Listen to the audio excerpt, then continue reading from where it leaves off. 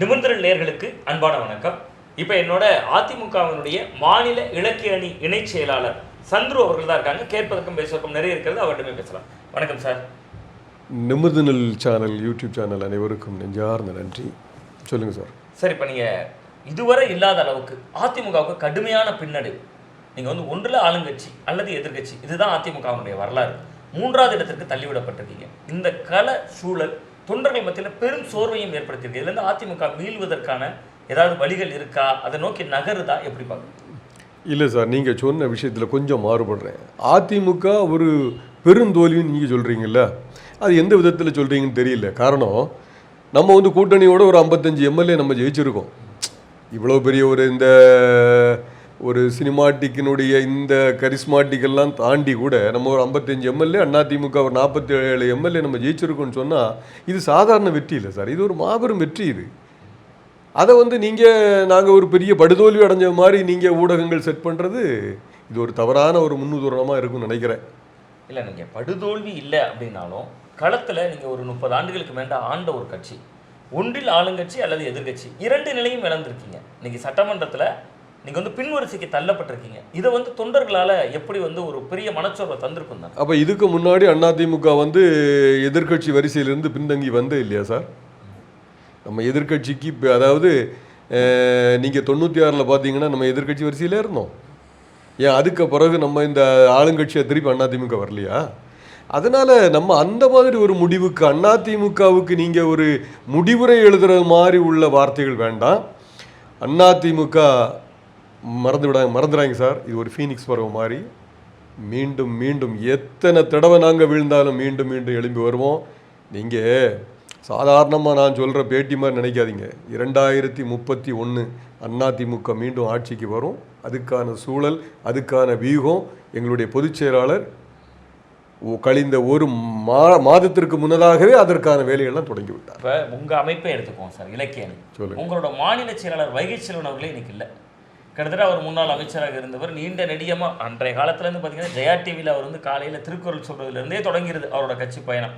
நீண்ட நெடிய அனுபவம் கொண்ட வைகை செல்வன் அவர்களிருந்து தொடங்கி நீங்கள் பக்கத்தில் எடுத்துக்கிட்டீங்கன்னா கடம்பூர் ராஜ் அவர்கள், முன்னாள் அமைச்சர்கள் விஜயபாஸ்கர், கரூர் விஜயபாஸ்கர், ராலிமலை விஜயபாஸ்கர், சிவி சண்முகம் அதிருப்தியில் இருக்காரு. வரிசையாக நம்மளால் டஜன் கணக்கில் பட்டியல் போட முடியும். இவ்வளவு அதிருப்தியாளர்கள், இவ்வளவு பேர் வெளியேற்றம் இதற்கு முன்பு நடந்தது சார். கட்சியில் நம்ம கட்சியில் ஒரு அடிப்படை தொண்டன், ஒரு அடிமட்ட தொண்டை கட்சியை விட்டு போனால் கூட வருத்தம் தான். கடகோடி தொண்டன்லேருந்து பொதுச்செயலாளர் வரை வருத்தம் தான். அது மாதிரி இந்த தலைவர்கள் போயிட்டுருக்காங்கன்னு சொன்னால் ஒரு விஷயம் நீங்கள் புரிஞ்சுக்கணும். எந்த சூழ்நிலையிலையும் நம்ம ஒரு வாகனம் ஒரு கார் வச்சுருக்கோம்னா நம்ம காரில் வந்து அதிமுக கொடி பறக்கணுங்கிற அந்த ஒரு எண்ணம் இருந்தால் போதும் சார். அதை விட்டுக்கிட்டு நம்ம காரில் தேசிய கொடி தான் பறக்கணும் அப்படிங்கிற அந்த எண்ணம் இருக்கக்கூடிய தலைவர்கள் போக தான் செய்வாங்க. அதிமுக தொண்டை என்னைக்கு அதிமுக கொடி தன்னுடைய காரில் பறக்கணும், தன்னுடைய சைக்கிளில் கூட அதிமுக கொடி பறக்கணும்னு நினைக்கிற எந்த தொண்டரும் அதிமுக விட்டு போனதும் இல்லை, போகவும் மாட்டான் சார். இல்லை, அதே நேரத்தில் அந்த பொறுப்பும் கடமையும் கட்சியினுடைய பொதுச் செயலாளருக்கும் இருக்குல்ல. அவர் போறவர்களை தக்க வைக்கிறதுக்கான முயற்சிகளில் ஈடுபட்டுருக்கணும்ல.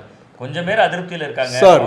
பொறுப்புகள் பறிக்க சார், ஒரு செகண்ட். அதாவது கட்சியை விட்டு போகக்கூடியவங்க அவங்களுடைய தனிப்பட்ட உரிமைகள், அந்த உரிமைகளில் வந்து பொதுச் செயலாளராக இருந்தாலும் சரி, நானாக இருந்தாலும் சரி, ஒரு அடிமட்ட தொண்டனாக தலை போட முடியாது.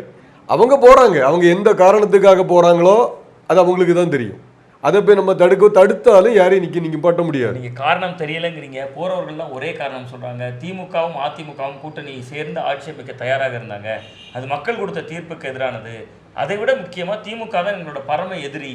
ஸோ அப்படி இருக்கக்கூடிய சூழலில் அதிமுகவும் திமுகவும் பேசுனாங்க, அதுலேருந்து தான் எங்களுக்கு பிளவுகள் ஆரம்பித்ததுங்கிறாங்க சார். அதிமுக திமுக 2 பேரும் சேர்ந்து ஆட்சி அமைக்க ஆரம்பித்தா, அதாவது அதிமுக தலைமையில் திமுக சப்போர்ட் பண்ணி ஆட்சி அமைக்கும், அந்த மாதிரி ஒரு சூழல் உருவானதாட்டு நம்மளும் இந்த ஊடகங்களில் செய்திகளும் பேட்டிகள்லாம் பார்த்தோம் சார். அதிமுக திமுகன்றது திமுகவினுடைய நேர்துருவ அரசியலை பண்ணிக்கிட்டு இருக்கக்கூடியது அதிமுக. சரி, இப்போ இவங்க என்ன சொல்கிறாங்க? 2 பேரும் சேர்ந்து ஆட்சி அமைக்க பிளான் போட்டாங்க, அதனால நான் போகிறோம். அதிமுக ஆட்சி அமைக்க வேண்டும், திமுக சப்போர்ட் பண்ணுது. ஆனால் நாங்கள் அங்கே இருக்க மாட்டோம், அதிமுகவில் இருக்க மாட்டோம். சேம் டைம் டிவிக்கு ஆட்சி அமைக்கும், அதிமுக சப்போர்ட் பண்ணும், அப்போ நாங்கள் கூட இருப்போம். இது என்ன சார் லாஜிக்? இது இது எனக்கு புரியல.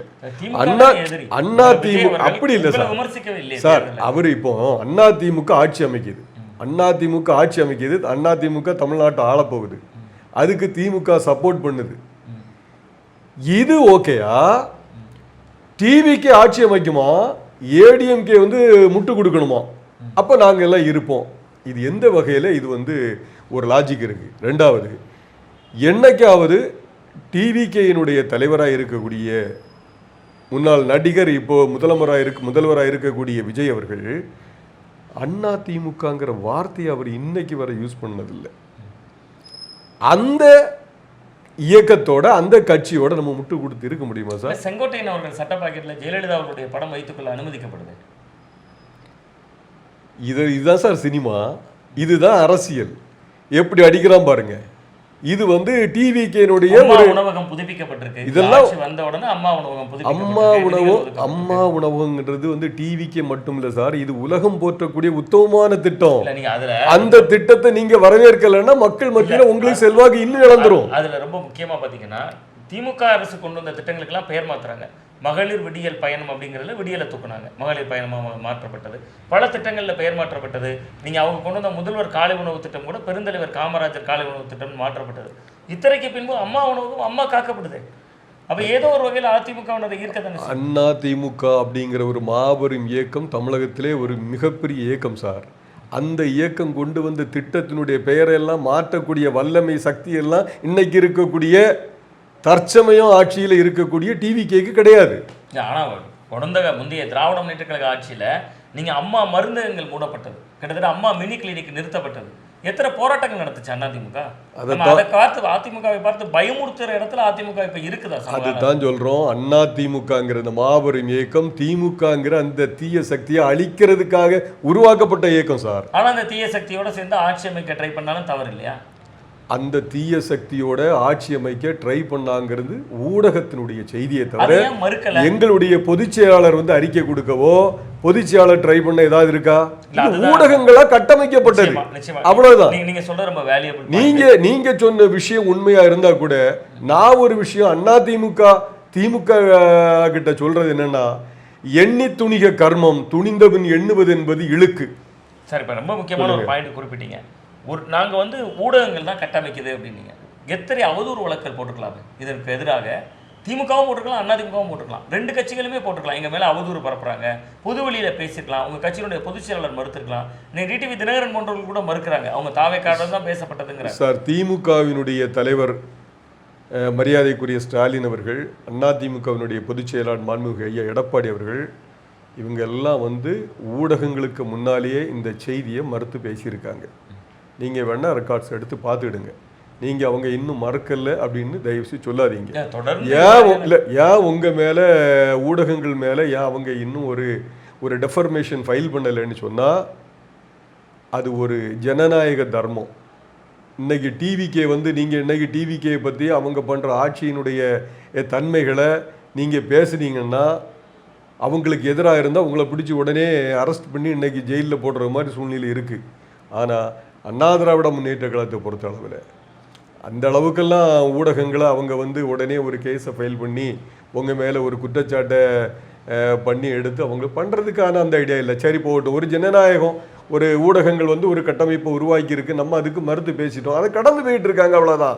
நீங்கள் திமுகவையும் அதிமுகவையும் எங்கள் மேலே நீங்கள் வழக்கு போடுங்கன்னு சொல்லாதீங்க.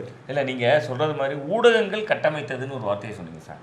அதை விட முக்கியமாக மார்க்சிஸ்ட் கம்யூனிஸ்ட் கட்சியினுடைய அகில இந்திய பொதுச் செயலாளர் பேபி அவர் தான் இந்த வார்த்தையை முதல்ல சொன்னார். திமுகவும் அதிமுகவும் சேர்ந்து ஆட்சி அமைக்க தயாரானாங்க. இன்னைக்கு வெளியில் போகிற விராலிமலை விஜயபாஸ்கராக இருக்கலாம், கரூர் விஜயபாஸ்கர் அவர்களாக இருக்கலாம், எல்லாருமே இதே வார்த்தையை தானே சொல்கிறாங்க சார். சொல்கிறது எல்லாரும் இப்படி தான் சொல்லுவாங்க. இன்னைக்கு டிவிகேக்கு சப்போர்ட் பண்ண போயிட்டாங்க. தீய சக்தி கல்லா கூட்டணி அப்படின்னு சொன்னவர் மாண்புமிகு முதல்வர் அவர்கள். இன்னைக்கு அதே தீய சக்தி கல்லா கூட்டணியில் இருந்து நீங்கள் கூட்டணி கட்சியினுடைய சட்டமன்ற உறுப்பினர்களெல்லாம் பிரித்து கொண்டு வந்து நீங்கள் ஒரு ஆட்சியாக இன்றைக்கி அமைச்சிக்கிட்டு இருக்கீங்க. அங்கங்கே பஞ்சர்லாம் போட்டு நீங்கள் இன்றைக்கி ஒரு ஆட்சி அமைக்குது. இந்த ஆட்சியில் இன்றைக்கி கம்யூனிஸ்ட் பார்ட்டியாக இருக்கட்டு, இன்றைக்கி உங்களுடைய கூட்டணியாக இருக்கக்கூடியவங்க எல்லாம் இன்றைக்கி உங்களுடைய தயவில் இன்னைக்கு ஒரு சுகபோக வாழ்க்கையை இன்னைக்கு வாழ்ந்துக்கிட்டு இருக்காங்க. அவங்க இப்படி தான் சொல்லுவாங்க, அண்ணா திமுக கூட்டணி வைக்க முற்பட்டு நாங்கள் அதை வேண்டான்னு சொன்னோம், அதனால் நாங்கள் அதிருப்தினால வெளியே வந்துட்டோன்னு. இதெல்லாம் நடக்க முடியாது சார். மனுஷ வாய் தானே, எது வேணாலும் மாற்றி மாற்றி பேசிக்கிட்டே இருப்பான். பட் உண்மையான விஷயம் நாட்டு மக்களுக்கும் தெரியும், ஊடகங்களுக்கும் தெரியும். சார், தலகர்த்தர்கள் அப்படிம்போம். ஒவ்வொரு மாவட்டத்திலும் இருக்கக்கூடிய அந்த தலகர்த்தர்கள் வந்து ரொம்ப ரொம்ப முக்கியமானவங்க அதிமுகவுக்கு. நீங்கள் மாவட்டத்தோறும் தலகர்த்தர்கள் இழந்திருக்கீங்க. நீங்கள் தூத்துக்குடின்னு எடுத்துக்கிட்டிங்கன்னா கடம்பூர் ராஜ் வெளியே போயிருக்காரு, விருதுநகரில் வெற்றி பெற்ற அந்த மாவட்டத்தில் வெற்றி பெற்ற வைகை செல்வன் வெளியே போயிருக்காரு. இப்படி ஒவ்வொரு மாவட்டத்திலையும் இளைஞர்களுடைய முகமாக இருந்த சிங்கே ராமச்சந்திரன் கூட தொடர்ந்து வெளியேறிக்கிட்டே இருக்கார். எத்தனை பேர் வெளியேறிக்கிட்டே இருக்காங்க சார், தொடர்ந்து அது நடந்துக்கிட்டே இருக்கு. இத்தனைக்கு பின்பும் அதிமுக பீனிக்ஸ் பறவை அப்படிங்கிறீங்க, இது எந்த நம்பிக்கையின் அடிப்படை சார்? அதிமுகவில் ஒரு கடம்பூர் ராஜு போனா, ஒரு வைகை செல்வன் போனா, ஒரு சிவி சண்முகம் இன்னி எதிர்காலத்தில் போனா கூட 100 சிவி சண்முகம், 100 கடம்பூர் ராஜு, 100 வைகை செல்வனை உருவாக்கக்கூடிய அந்த சக்தி, அந்த ஆளுமை எங்களுடைய பொதுச்செயலாளர் இடத்துலையும் எங்களுடைய அண்ணா திராவிட முன்னேற்ற கழகத்திடத்துலையும் இருக்கு. அதனால ஊடகங்கள் நீங்க அதை பத்தி கவலைப்படையே வேண்டாம். நிறைய ஆளுமைகளை உருவாக்குவாருங்கிறீங்க, ஒரு வெற்றியை கூட முதல்ல உருவாக்க முடியலையே. ஒரு வெற்றியின் பிறப்பில் தானே ஒரு தலகர்த்தர்களுக்கான சார் வெற்றி என்று ஒரு 55 எம்எல்ஏ நாங்க எடுத்திருக்கோமே, இதை நீங்க இது ஒரு வெற்றி இல்லையா சார்? 1967 அதிகாரத்தை இழந்த காங்கிரஸ் கட்சி இன்னைக்கு அமைச்சரா இருக்கு. 77 ஆட்சிக்கு வந்த அண்ணா திராவிட முன்னேற்ற கழகம் இன்னைக்கு எதிர்கட்சி வரிசையில் கூட இல்லை சார். 5 எம்எல்ஏ 6 எம்எல்ஏ எல்லாம் வச்சுட்டு இன்னைக்கு ஒரு அமைச்சர் பதவியில் இருக்கக்கூடிய இந்த சோட்டா கட்சிகளை பற்றி தயவு செய்து பேசாதீங்க.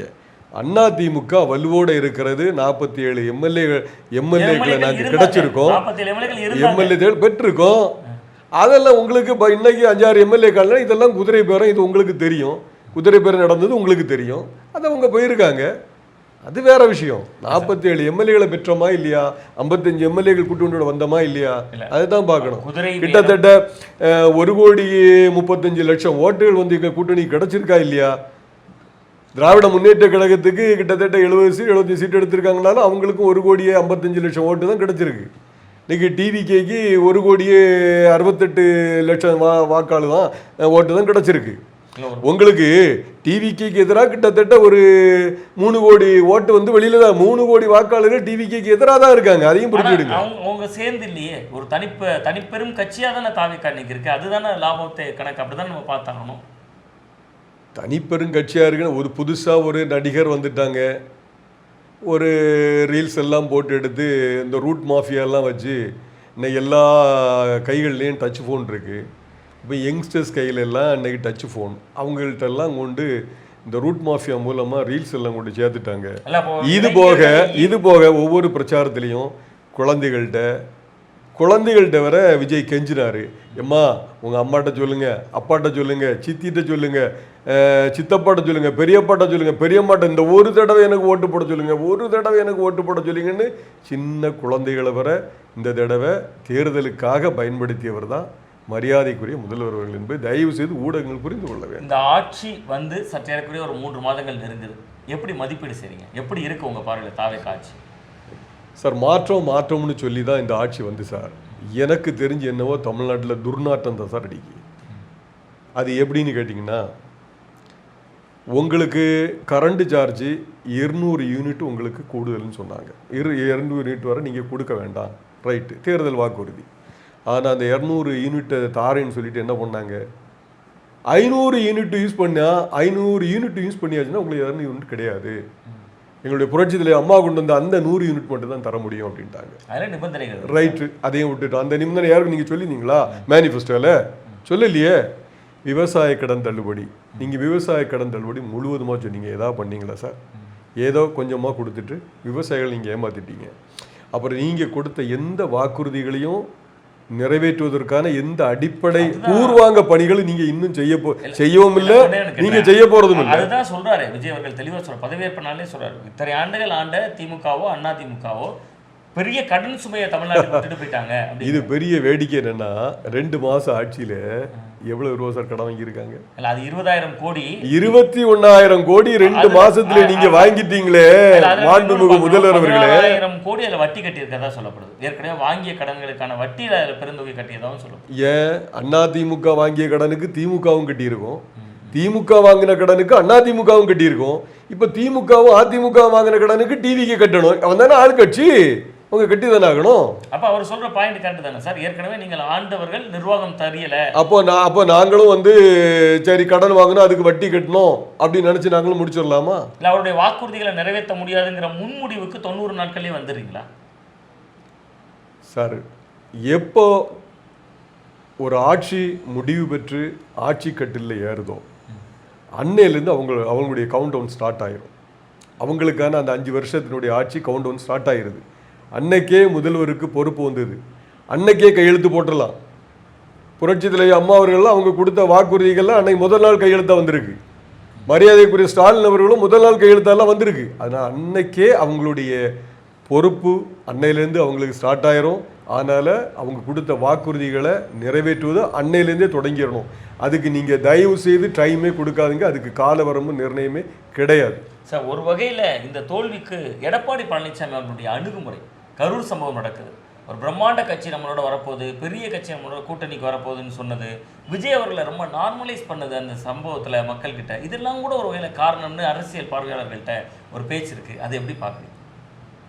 உங்களுக்கு ஒரு ஜனநாயக நாட்டில் ஒரு நடிகர் கட்சி ஆரம்பிச்சிருக்கிறாரு. அவருக்கு ஆளுங்கட்சியாக இருக்கக்கூடிய திராவிட முன்னேற்ற கழகத்தால் அவருக்கு சில இடையூறுகள் வரக்கூடிய ஒரு சூழல்கள் இருந்தால் அதுக்கு அவர் வந்து ஒரு பொதுச் செயலாளர் ஒரு பெரிய இயக்கத்தினுடைய பொதுச் செயலாளர்ங்கிற முறையில் அவர் சில விஷயங்களை அவங்கள பாதுகாத்திருப்பார், இல்லைன்னு சொல்லலை. இன்னைக்கு கரூருடைய அந்த ஒரு மேன் டிசாஸ்டர் அந்த இதில் கூட எங்களுடைய பொதுச் செயலாளர் வந்து ஒரு அரசியல் காழ்ப்புணர்ச்சிகளே இல்லாமல் அவர் எந்த குற்றச்சாட்டையும் யார் மேலேயும் வைக்கல. நீங்கள் அந்த பேட்டியை கூட பாருங்கள், தமிழக அரசு மேலேயும் அவர் பெரிய குற்றச்சாட்டை வைக்கல, அன்றைய திராவிட முன்னேற்ற கழகத்தினுடைய சர்க்கார் மேலேயும் அவர் எந்த குற்றச்சாட்டும் பெருசாக வைக்கல. அதே மாதிரி அந்த நிகழ்வு நடைவதற்கு காரணமாக இருந்த இந்த டிவிகே கட்சியும் அவர் வந்து டிவிகே கட்சியோ அதனுடைய பொறுப்பாளர்களோ முதல்வரையோ அவர் பேசல. இப்போ நீங்கள் ஒரு வார்த்தை குறிப்பிட்டீங்க, இந்த நிகழ்வு நடைபெற காரணமாக இருந்த வழக்கு சிபிஐ விசாரணையில் இருக்கு, நம்ம அந்த முன்முடிவுக்கு போக வேண்டாம் அப்படிங்கிறத நான் சொல்லிக்கிட்டு தொடருங்க சார். அந்த ஒரு சூழ்நிலையில் அவங்கள வந்து அவர் வந்து எந்த விதமான தாக்குதலும் அவர் பண்ணலை. அப்படி அவங்க ஒரு மேலாக்க பேசிட்டு சரி ரைட்டு அப்படின்னு முடிச்சுட்டு போயிட்டாப்புல. அவர் எந்த அரசியல் காழ்ப்புணர்ச்சி இல்லாமல் இதுலேருந்து ஒரு விஷயம் தெரியுது, எப்படின்னா எந்த சூழ்நிலையாக இருந்தாலும் வாழ்வோ தாழ்வோ நம்மளுடைய வெற்றியை வந்து மக்கள் தான் தீர்மானிக்கணும். நம்ம மக்களிடத்திலே நம்மளுடைய வெற்றியை கேட்போம், நம்ம வாக்குறுதியை கொடுப்போம், நம்ம செய்ததை சொல்லுவோம்னு சொல்லி தான் எங்களுடைய பொதுச்செயலாளர் தன்னுடைய பிரச்சாரத்தை 1 வருஷமாக பண்ணாரே தவிர ஒருத்தன் அடிபட்டு கிடக்கான் அவனை திருப்பி நம்மளும் கூட 4 சாத்தி அதில் இருந்து குளிர்காய் எங்களுடைய தலைவர் விரும்பலை. இதுதான் உண்மை சார். மக்களை காப்போம், தமிழகத்தை மீட்போம். தேர்தலுக்கு முன்பு நீங்கள் சொன்ன மாதிரி தமிழகம் முழுவதும் 234 தொகுதியிலையும் பிரச்சார வண்டியில் பரப்புரை மேற்கொண்டார். இப்போ ஒவ்வொரு மாவட்டத்தையும் அழைத்து அவர் பேசுகிறார், நிர்வாகிகள்கிட்ட பேசுகிறார், குறைகளை கேட்கிறார். இது திருப்தியாக இருக்குமா? முதல்ல ஒரு உண்மையான காரணங்கள் இந்த மாதிரி ஒவ்வொரு மாவட்டங்களும் இப்படி பேசுகிறப்ப தெரியுமா? களத்துக்கு வரணும், கட்சிக்காரங்கிட்ட சர்ப்ரைஸாக அவரே வந்து நபர்களை பேசணும், இதெல்லாம் தானே ஒரு கட்சியை புத்துயிர்ப்பு பாதைக்கு கொண்டு போகும். நீங்கள் எல்லாமே வந்து நீங்கள் தேர்ந்தெடுக்கப்பட்ட நிர்வாகிகளையே அழைத்து மீண்டும் மீண்டும் கேட்டுட்டு இருந்தால் அது எப்படி சார்? இது எங்களுடைய பொதுச் செயலாளருடைய மெச்சூரிட்டியை தான் சார் காணிக்குது. எப்படின்னா இப்போ எங்களுடைய பொதுச் செயலாளர் மாவட்டம் தோறும் விசிட் பண்ணுறான்னு வச்சுக்கோங்களேன், எங்கள் இருக்கக்கூடிய அந்த மாவட்ட நிர்வாகிகளுக்கு அது ஒரு மிகப்பெரிய பொருட்செலவை உண்டு பண்ணும். அந்த மாதிரி ஒரு பொருட்செலவை வந்து எங்களுடைய பொதுச் செயலாளர் வந்து மாவட்ட நிர்வாகிகளுக்கு எங்களுடைய கலை தொண்டருக்கு கொடுக்க விரும்புகிறார். அப்போ அவர் என்ன நினைக்கிறாரு, நம்ம புரட்சி தலைவர் எம்ஜிஆர் மாளிகைக்கு நம்மளுடைய அந்தந்த மாவட்டத்தை நிர்வாகிகளை கூப்பிட்டு அவங்களுடைய ஒட்டுமொத்த கருத்தையும் கேட்போம். சார், நீங்கள் ஏற்கனவே அந்த நிகழ்வுகளுக்கு போயிட்டு வந்த நிர்வாகிகளை கண்டிப்பாக நீங்கள் சந்திச்சிருப்பீங்க, பேசியிருப்பீங்க. எந்த கட்சியிலையுமே இந்த மாதிரி ஒரு உள்நாட்டு ஜனநாயகம் இருக்காது சார், உள்கட்சி ஜனநாயகம் இருக்காது. அந்த அளவுக்கு அதிமுகவில் உள்கட்சி ஜனநாயகம் உண்டு. எங்களுடைய பொதுச்சாளர் இடத்துல பல்வேறுபட்ட கருத்துக்களை இன்றைக்கி தொண்டர்கள் எடுத்து வச்சுருக்காங்க. சாதாரண அடிமட்ட தொண்டனும் இன்றைக்கி அங்கே போயிருக்கான்.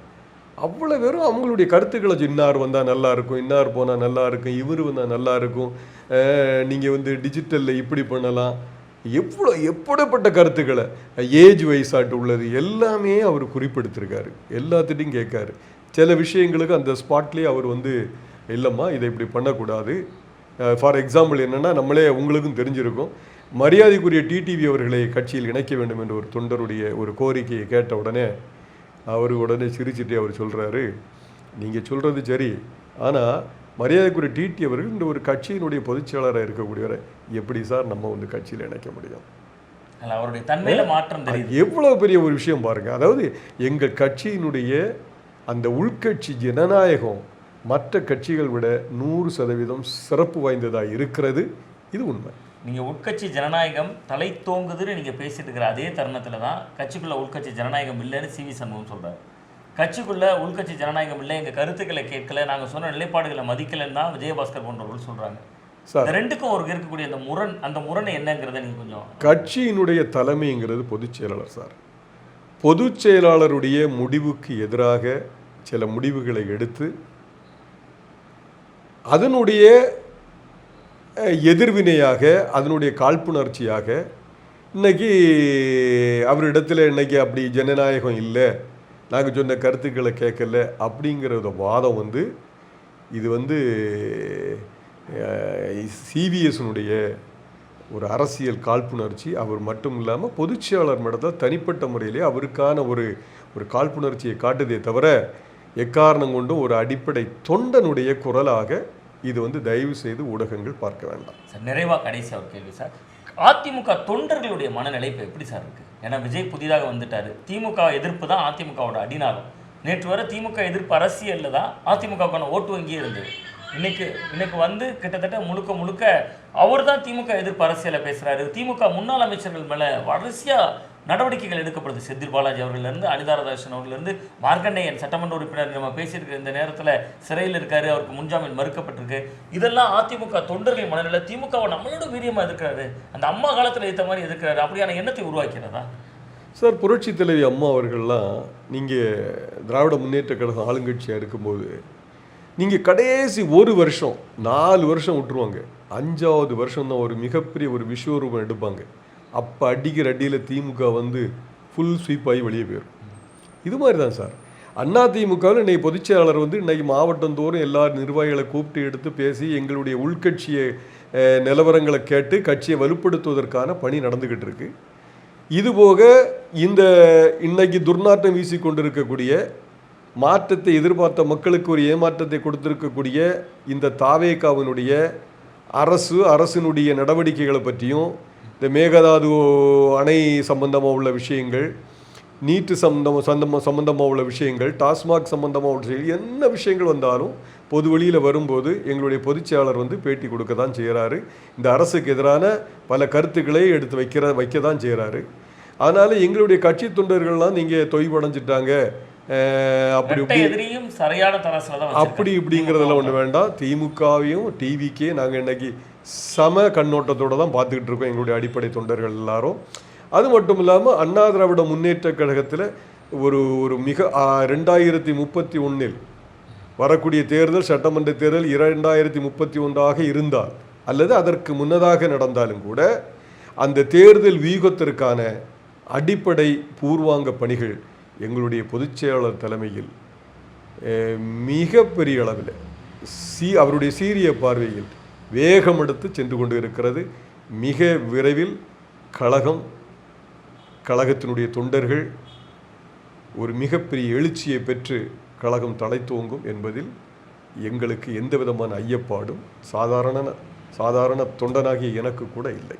ரொம்ப நன்றி. நிறைவான நன்றி, வணக்கம்.